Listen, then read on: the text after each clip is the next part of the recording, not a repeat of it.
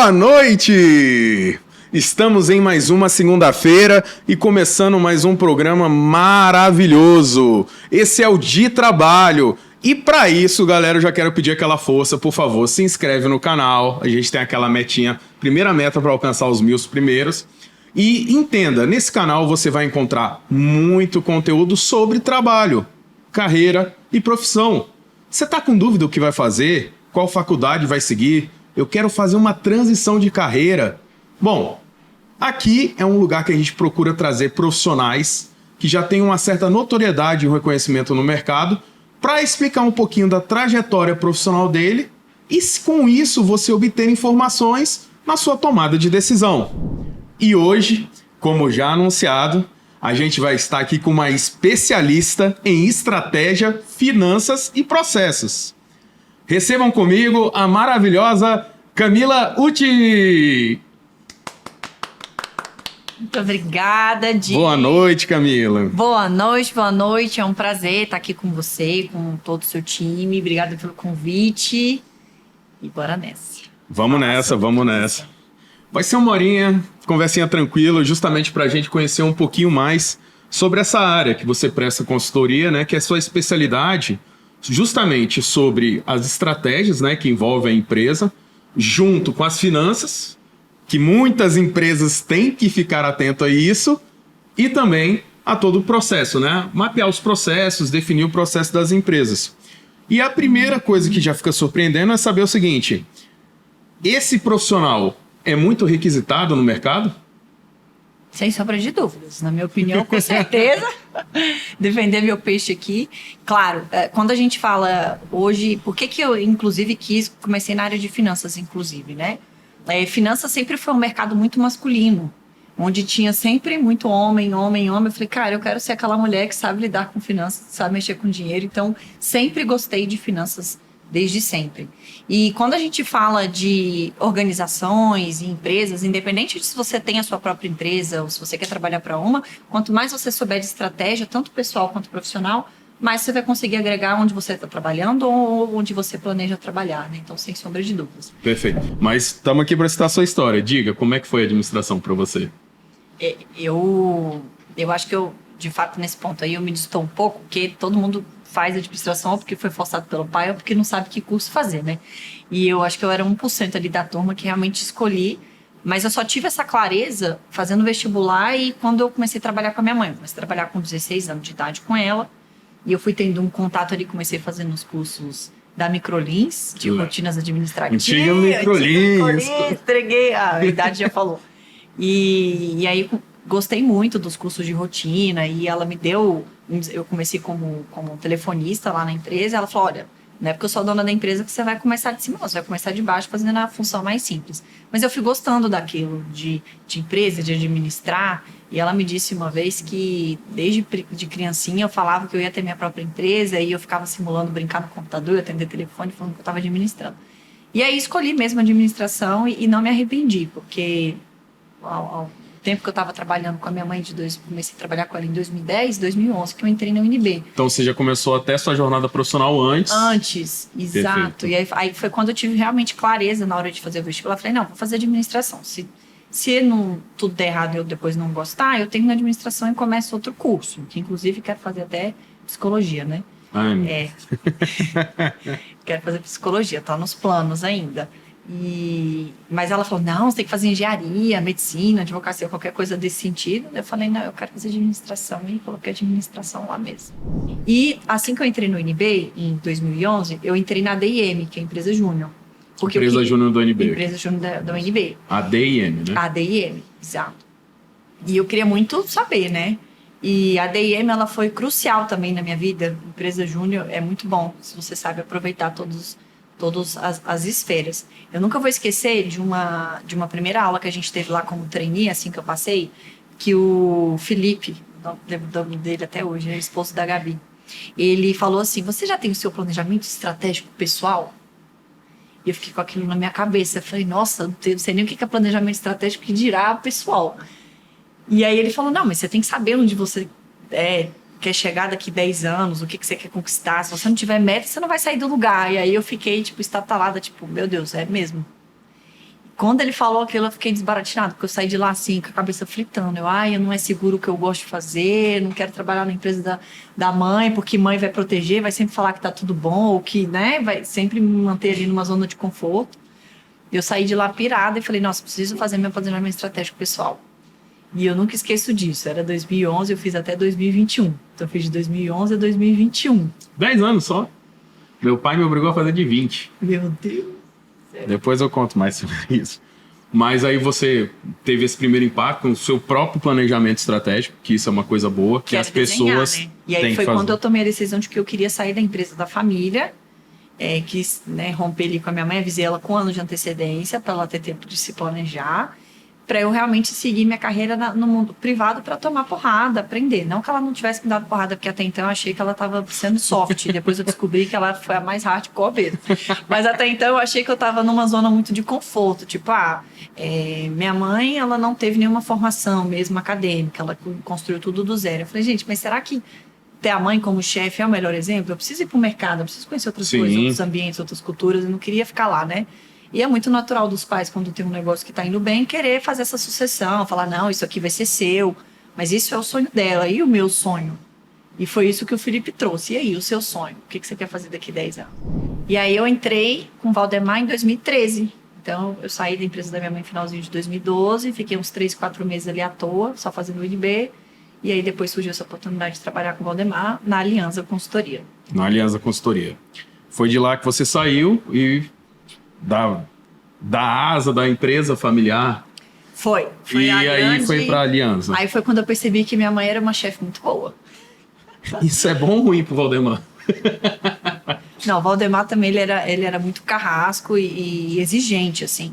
Mas eu vejo que foi fundamental eu ter a minha mãe como a minha primeira chefe, porque ela, de todas até hoje, foi a mais exigente. A que mais exigia entrega, prazo, compromisso, responsabilidade, proatividade, inclusive.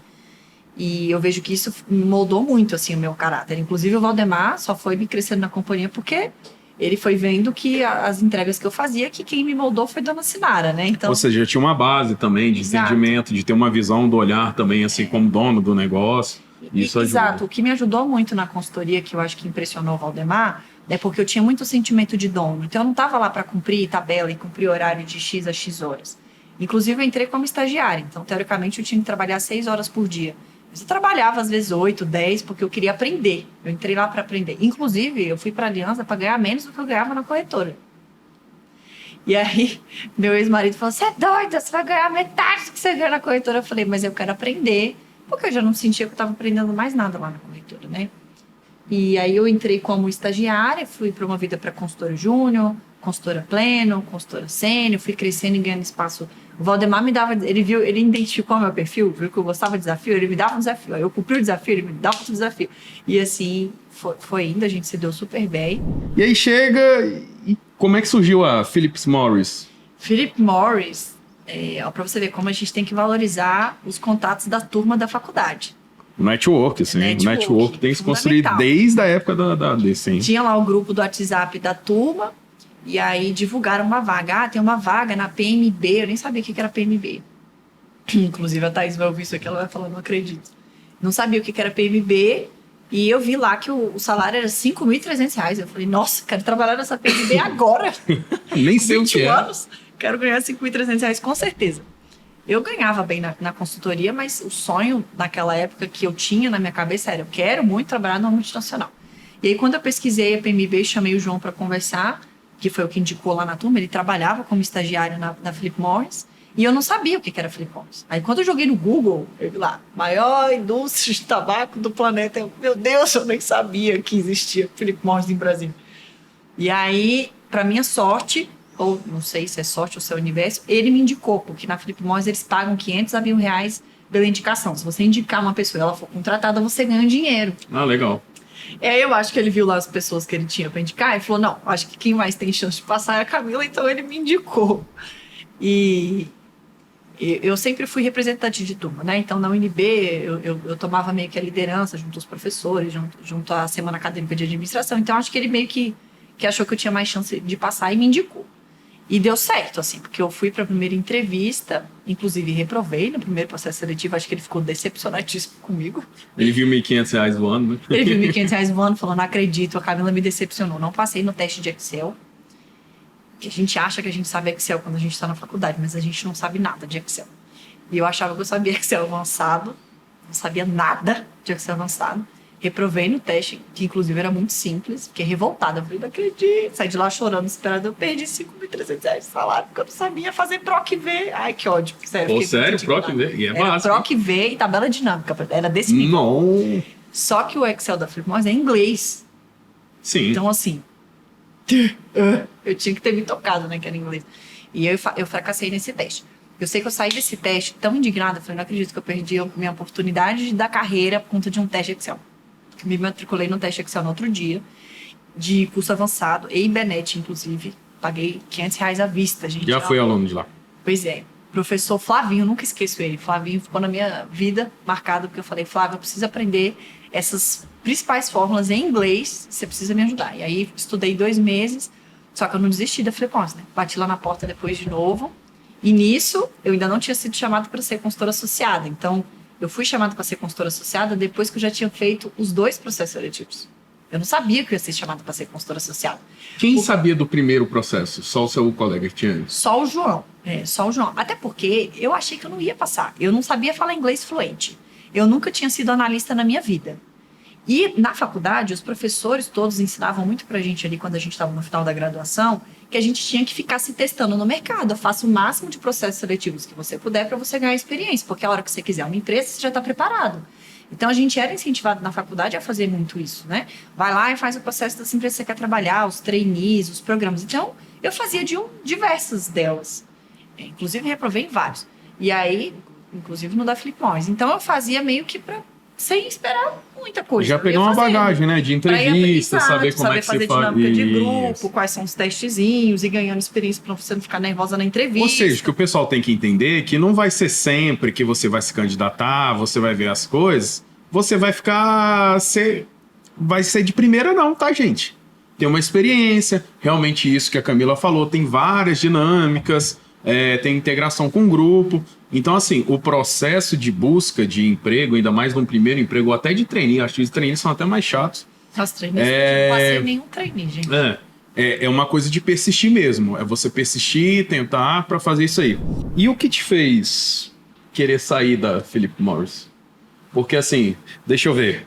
O casamento acabou lá ou foi depois? Não. Ele segura ainda as barras. Então, tipo assim, tinha segurado ainda a barra no casamento, não foi o casamento. Não, o casamento ficou prejudicado os 6 primeiros meses, mas o meu ex-marido entendeu. Eu falei pra ele, olha, legal. Né, R$5.300. Então já não foi o mais casamento. Mais o PLR, mais benefício, plano de saúde pro cônjuge, vida, previdência, né? Vale alimentação, da Lelo, tem a experiência. Então, mesmo isso tudo, o que mexeu assim com você pra você falar assim, de uma pessoa que sonhava, tá atuando na multinacional, do nada falar assim, apressou tua proposta de uma multinacional? O que foi? Começou a aparecer também algumas propostas do iFood, na época do Uber, mas um ponto, engraçado você perguntar isso, um ponto que foi determinante foi quando eu fui dar uma palestra na UNB. Perfeito. Na Semana Acadêmica de Administração, né? Que inclusive eu com a professora Patrícia fizemos a primeira edição ali. E aí, quando eu voltei lá, acho que já estava na 5ª ou na 6ª edição. Aí tem participação de alunos egressos. E aí eles sempre chamam. O que mais lota lá é essa participação dos alunos egressos, para os egressos falarem da carreira e dar uma direcionada na galera. E aí a Paty me chamou para ir lá, falar com os alunos. E aí, quando eu falei o que eu fazia, levantou uma ser humaninha lá, que eu quis, na hora, eu quis matar ela. Mentalmente, não, matar não, que é muito forte, mas eu fiquei bem brava. Então ela fez a seguinte pergunta: e aí, Camila, como é que é matar 700 mil pessoas de câncer de pulmão por ano? É porque, não sei se vocês entenderam, galera, a Philip Morris é a maior empresa de tabaco. Do planeta. Exato, tabaco, a gente não comentou. Então ela é dona do Chesterfield, do LM, do Chanceler, do Parliament, Marlboro, Red, Gold, Weiss... Ou seja, tabaco, cigarro, galera. Cigarro, nicotina, então, nicotina, assim, nicotina. Ela estava trabalhando e aí essa aluna, no meio da palestra, fez essa pergunta sutil. Bem Que sutil. na hora eu imagino que realmente deve ter dado raiva, mas provocou uma reflexão. Não, foi daí que eu nunca esqueci dessa garota. Inclusive, lembro dela perfeitamente até hoje. Agradeço você, inclusive, se você estiver me assistindo, porque realmente eu falei, olha, eu estou na companhia, e aí foi bom, porque eu não tinha parado realmente para refletir por que eu estava lá, né? Inclusive, eu sempre fui muito da igreja cristã, protestante, que é contra a bebida, que é contra o álcool, que é contra o cigarro e tudo isso. E eu falei, realmente, por que eu tô numa empresa que eu ajudo a vender e ganhar mercado? A primeira coisa que eu respondi para ela foi: primeiro, nós da indústria não podemos vender cigarro para quem não é fumante. Então, só posso abordar quem é fumante. Sim, isso aí existe uma legislação na comunicação. Então, Sim. logo, eu não estou forçando ninguém a usar um produto que nunca usou. Teoricamente, a pessoa já é viciada naquela substância. Então, começa por aí. Mas, realmente, o que estava me motivando a estar na Philip Morris é porque tem um produto que até hoje a gente não conseguiu fazer vingar, por questões de lobby, que eu não vou nem entrar em detalhes, por conta da concorrência, que é o IQOS, que é um aquecedor de tabaco. Ele não é um cigarro eletrônico, ele é um aquecedor de tabaco. Então, a companhia já investe. A companhia eu falo como se eu fosse dela até hoje, né? Impressionante. Eu saio das empresas, mas elas nunca saem de mim. E aí, a Philip Morris já investe nesse produto há mais de 15 anos, e ele é um produto que reduz 95% de todos esses efeitos colaterais na saúde do ser humano. Só que a Anvisa, mais a Souza Cruz, mais as queridas... A gente sabe que existe um mercado, é um tema muito delicado, o tabagismo, sim. É tudo incidido na fonte, então quando a gente vai fazendo a produção, automaticamente eles já são tributados antes mesmo de ser carregado no caminhão para poder distribuir. Então, enfim, tem toda uma questão econômica envolvida também, política aí por trás, mas até hoje o IQOS não foi aprovado e não tenho tantas esperanças que ele vai ser tão breve. E a minha esperança de estar na companhia era em busca de um produto que fosse minimizar 95% desses impactos, desses reflexos na sociedade. Mas quando ela fez a pergunta, eu fiquei martelando aquilo. E quando foi mais ou menos umas 2 semanas antes de sair da Philip Morris em outubro, que eu liguei pro Valdemar. Porque eu tinha decidido que eu ia abrir consultoria mesmo. E tinha que falar com ele, óbvio, né? Valde, quero te avisar que eu tô saindo da Philip Morris, que eu vou abrir uma consultoria, eu quero que você seja o primeiro a saber e tal. Aí ele, meu Deus, não acredito. Como assim, garota? Que você não me falou isso meses antes? Ih. Aí eu falei, por que, Valde? Aí ele, não, porque eu recebi uma proposta para ser CEO de uma fintech e... CEO de fintech. CEO de uma fintech. E eu já decidi fechar a empresa, não quero vender para ninguém, que eu não achei nenhuma pessoa que realmente possa manter o nome da marca como eu gostaria. E eu já demiti todo mundo, fechei sala, fechei tudo e ia dar baixa no CNPJ semana que vem. Aí ele aí, então vamos negociar para que o convite para você ser sócio tá de pé. Eu falei, glória a Deus, amém, aleluia, eu vou ter um CNPJ com histórico para trabalhar. Mas me tira uma dúvida, se ele já estava preparando para fechar, quando você entrou, tinha cliente? Então você assumiu uma empresa sem clientes. Vamos lá, boa. Como é que foi? Saiu da Philip Morris, cheio, muita coisa para fazer, para cair para uma empresa. Não, aí o que eu fiz? Foi um processo, né? Como eu sabia que eu não ia ter cliente no dia 0, eu recorri à dona Sinara. Falei, olha, eu preciso de uns 4, 5 meses para poder organizar o básico da aliança, site, fazer material comercial, cartão, telefone, essas coisas, porque não tem nada, tem que começar tudo zero de novo, até eu me organizar. E fiquei fazendo uns freela com ela lá na corretora, ganhando... Só para lembrar, tá? A dona Sinara é sua mãe, né? Minha mãe, exatamente. Mas, então, aí você começou a fazer esse trabalho de consultoria onde você tá atuando até hoje. Exatamente. Mas quem me ajudou nos primeiros 12 meses de empresa foi o Valdemar. Legal. Porque ele, apesar dele estar se aposentando de consultoria naquela época, ele não comunicou isso pro mercado. Então ele falou, então eu vou deixar meu contato ativo, Perfeito. Vou deixar todos os meus leads, meus clientes, todos ativos, o que chegar eu passo para você. Tranquilo. Falei, beleza. Então ele ficou sendo o nosso head institucional e eu fiquei sendo o head operacional. Então ele não cessou esse contato com ele e inclusive tem até hoje. E isso sempre focado na consultoria, principalmente nessa parte de estratégia, finanças e processos. Exatamente. Perfeito. Que bom, que bom. Pois é, chegamos, viu, ó, estamos inteiros, firme e fortes. Não doeu? Não doeu.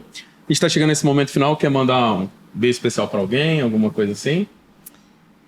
Show da Xuxa mesmo. Show da Xuxa. Quero mandar um beijo enorme para minha mãe, para dona Sinara, que foi a profissional que fez, né, grande parte da profissional que eu sou hoje. Do Valdemar, meu querido sócio, amigo, mentor, que me deu oportunidade. Da Thaís, que foi minha gestora também na Philip Morris, e de todos os colaboradores e pessoas que de alguma forma impactaram e impactam na minha vida até hoje. A Andrea, os meus sócios hoje da corretora, MD Club, Território da Carne, meus professores, que eu tenho uma admiração incrível e profunda, tenho contato com todos até hoje, inclusive, foram fundamentais para a minha visão de mundo e de como aplicar a academia, as pesquisas no dia a dia de trabalho, tanto que isso é importante. E é isso. Ah, que bom, que bom. Pois é, galera, chegamos ao final de mais um episódio. Obviamente que ele vai estar salvo aqui nas nossas plataformas. Também vai ter o compacto dela, vai ter as 7 pedras direitinho. E eu queria agradecer a você que ficou até o momento.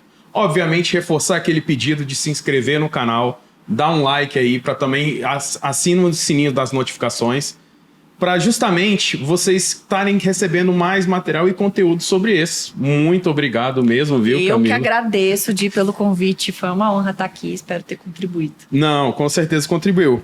E a gente termina aqui seguindo nessa missão, nessa conversa de trabalho. Até a próxima segunda.